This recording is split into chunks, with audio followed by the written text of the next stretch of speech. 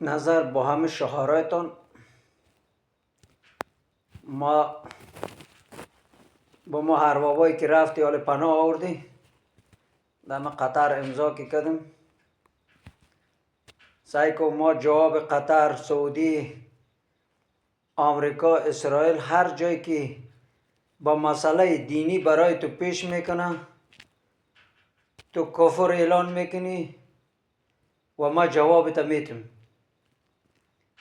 به هر جایی که جواب به هر دینی که تو خود ساختی ما حاضر آماده هستم جوابت 100% میتون برد.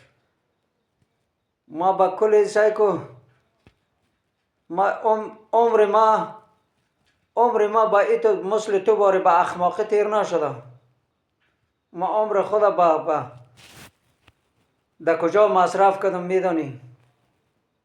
از کل دنیا، از دین، از قرن، از در کلگیش در علم، در دانش ما آماده هستیم.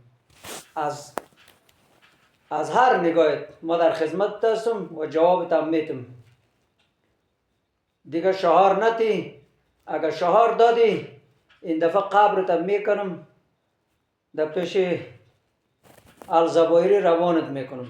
اینا با ملا برات میگم.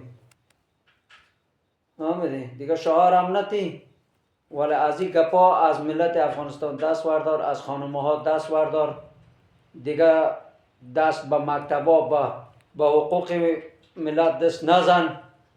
از این گپا خاطر جمع شو، دیگه از این گپا دست بردار.